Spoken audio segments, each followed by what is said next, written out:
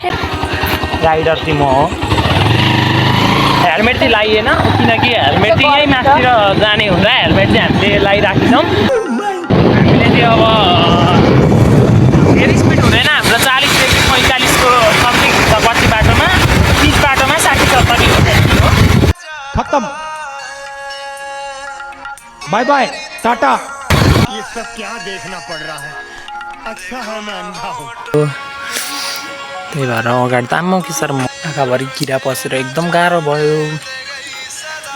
कपाल चाहिँ 8 बजीको बाइक अलिकति अगाडि लगेर साइड लगाउनुपर्छ भन्ने यसले सामान किनेर एकदम रेडी भइरहेको चाहिँ अब गएर कुरमुरे खान्छ अरे गएर हुँदैन त न्युटनमै जानुपर्छ।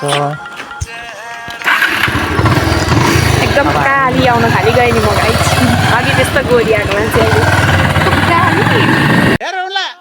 हेरौला तेरो यो चुरीफुरी कति दिन टिक्छ म पनि हेरौला।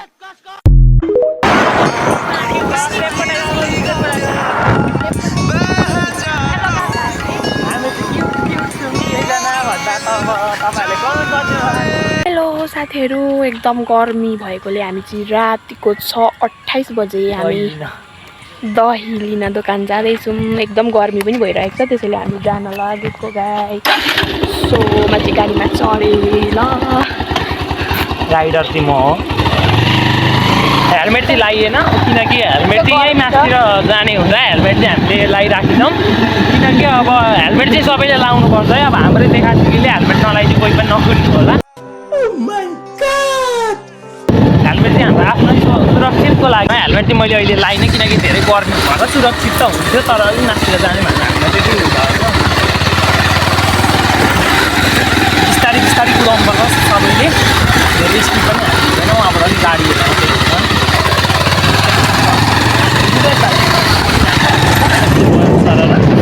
हामीले चाहिँ अब धेरै स्पिड हुँदैन हाम्रो 40देखि 45को समथिङ हुन्छ पछि बाटोमा, बिच बाटोमा 60-70 हो।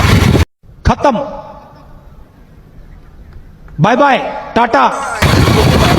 धेरै किरा चाहिँ एकदम आउँदो रहेछ। हेलमेट चाहिँ लाउनै पर्ने रहेछ यार। हावा एकदम रमाइलो भइरहेको छ मलाई पनि। मलाई पनि रमाइलो त रमाइलो तर आँखाभरि किरा पसेर अलिक नरमाइलो भनौँ न। गाडीहरू पनि आइरहेको हुन्छ त्यही भएर अलिकति ब्रेक लगाएर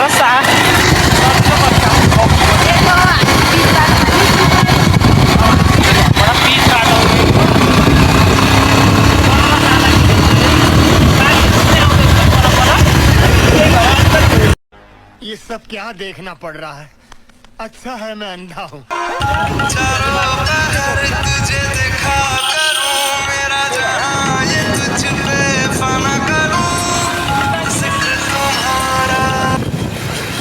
दशा भनेको जिन्दगीमा दशा भनेको हतपत हुँदैन। पर जानुपर्छ डाँडा गाउँ भन्ने ठाउँ हो। आइपुगेको छौँ। यो चाहिँ दही पाउने दोकान है गाइस। लिम्बू दोकान भन्छ यसलाई। लिम्बू दोकान भन्छ यसलाई। अब मसँग हुन्छ मोबाइल गाइस।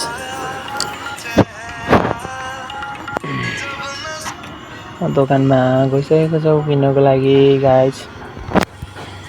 मलाई जस्तो फर्काएर मात्रै आउँछ बनाउनको लागि। गाडी पनि आउँदै रहेछ अगाडि। मैले बाइक यहीँ राखेको छु। आँखाभरि किरा पसेर एकदम गाह्रो भयो। कपाल चाहिँ उड्छ अलिकति भयो। अब नाइट ड्युटी जानुपर्ने 8 बजीको बाइक अलिकति अगाडि लगेर साइड हामी चाहिँ अब फेरि लागेको यताको साइडबाट जान्छौँ। यसले सामान किनेर एकदम रेडी भइरहेको चाहिँ अब गएर कुरमुरे खान्छ अरे गएर भनेर कुरमुरे किनेको चाहिँ हेलो गाई। अब हामी हिँड्छौँ। उसलाई मैले मोबाइल हस्तान्तरण गरिदिएँ। धन्यवाद। होइन होला के हो?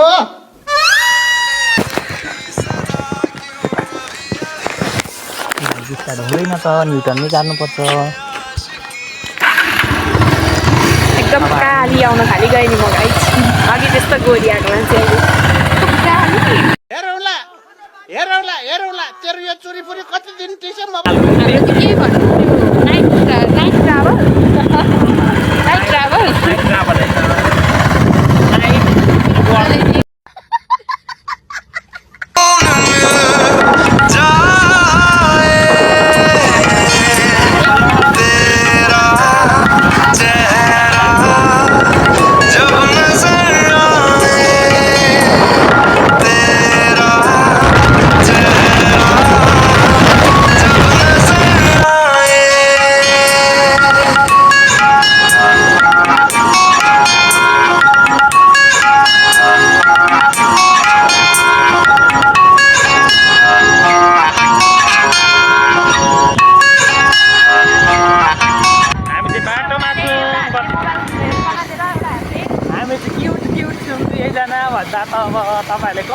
कंट्रोल गर्नु क्या बोले भाई अब के बोले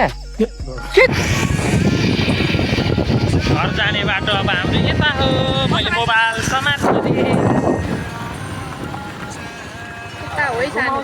साइलेन्ट बाबा बिर्सेको रहेछु मैले साइलेन्ट जिल्लाको भनेर कति साह्रो उफारेको बे बाटै त्यस्तो छ नेपाल सरकारले बाटै त्यस्तो बनाइदिएको छ त्यो म चाहिँ